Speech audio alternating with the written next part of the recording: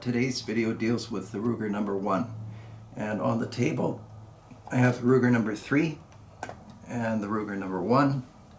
And when I introduced it as the number 1, it's because essentially, as you can see, the Ruger number 3 has the same receiver and other features as the number 1, except the operating lever has more of a Western look to it.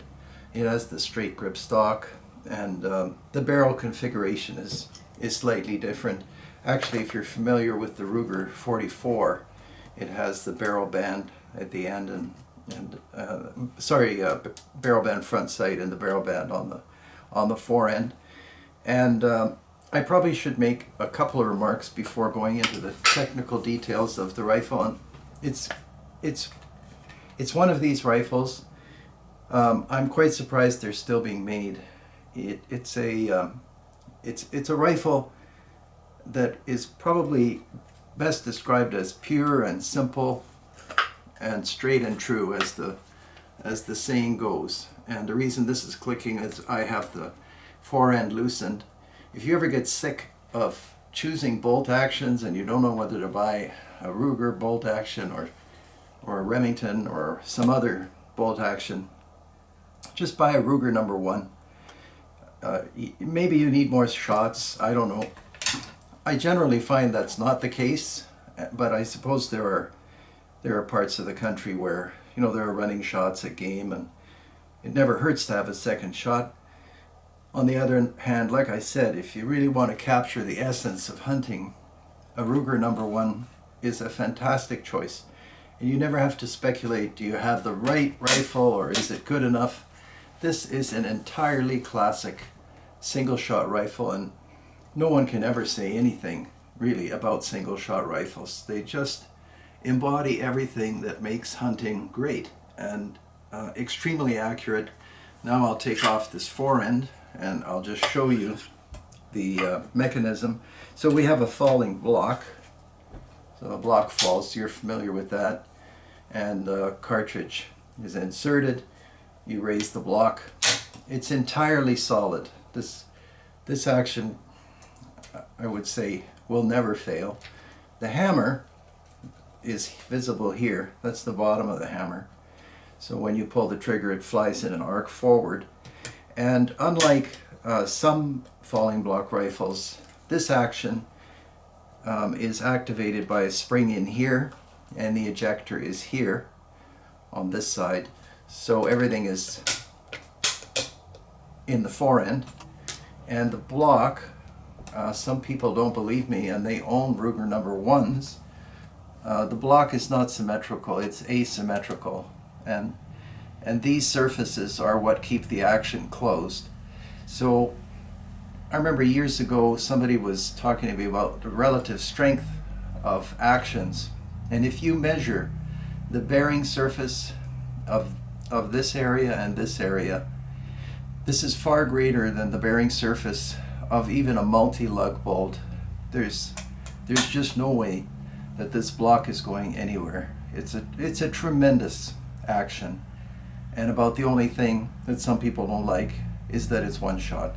Now, because the action is so compact, the barrel can be longer and the overall length of the rifle is the same. So, this one is 7.62 by 39. So believe it or not, that was a special run, I think. But anyway, I got one somehow. And this number 3 is in 223. I like the 7.60 by 39 just because ammo is cheap. I mean, not that I'm running around looking for cheap ammunition, but it never helps to try to save money. And the 223 is lovely in the number 3. These, sadly, aren't being made anymore. And I lost track of my communications with Ruger, asking them to reintroduce the number 3 because I think they'd be surprised how many they'd sell. And the number 3 was available in 44 Magnum, 223, 45-70, I think 30-40 Craig. I'm sure you can correct me if I'm wrong. The butt plate kind of looks like the butt plate from the 44 carbine. Maybe even the Mini 14. I mean, they're not the same, but it's the same idea. I like the operating lever a lot on the number 3, and everything else about about the number 3 is the same as the number 1. And some people do fun things, moving this forend onto the number 3, and some people change stocks around just to sort of personalize things, and that's totally fine. And then this comes down quite easily, and that's the forend, and then you can see that they're identical mechanisms. Obviously, the number 1 has this wonderful quarter rip, and that accommodates the Ruger dovetail rings, which I like. I've heard some people say things about them that weren't entirely flattering, but I've never had a problem with them, and I think if they were not the best, they would have changed them by now.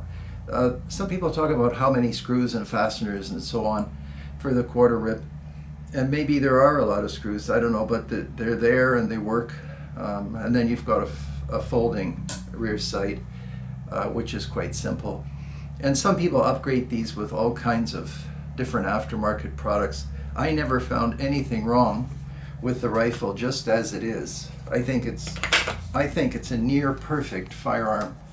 And like I said, if you get fed up and you just decide I'm going to buy one rifle, you get a Ruger number 1. It handles just perfectly. I can't tell you how good this rifle feels, and because the action is so short, the barrel isn't starting out here. It's back here. Balance is perfect.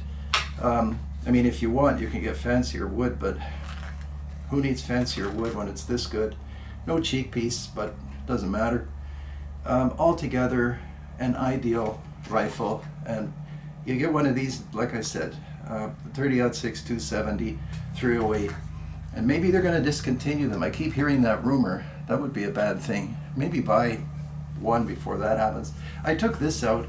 This is just that Hagn single shot that some people are obsessed with. And you can see it's a different level of craftsmanship. But the reason I put it on the table is this thing is like 14 grand, and the number 1 is like $1,500 or less, depending. I think that this is a fantastic buy, and the lever is held in place by this little device here. On the number 3, there's no fastener. It's just held by spring pressure. There's a little detente there that accomplishes retention of the lever. And here, typical. Actually, I think Bill Ruger wanted to copy the English falling blocks. In fact, I know he did, because I read that several times, and maybe even an interview with Bill Ruger.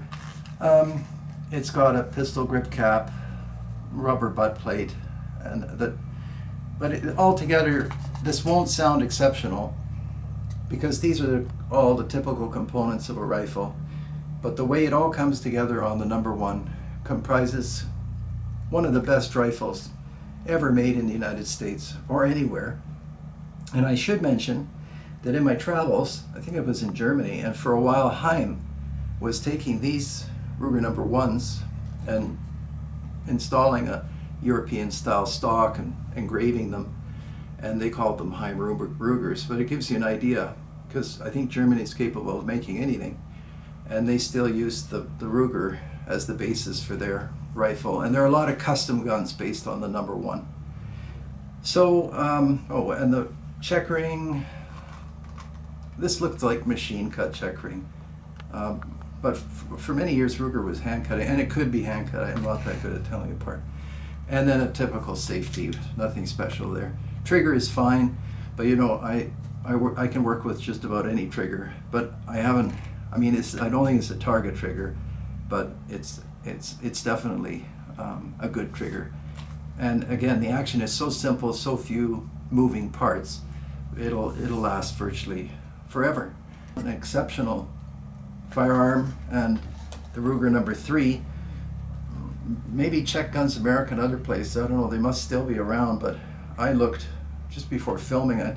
There aren't that many around. Anyway, that is all I have to say about the Ruger number 1, and I look forward to your comments and suggestions. Thank you very, very much for being with me today. Bye-bye.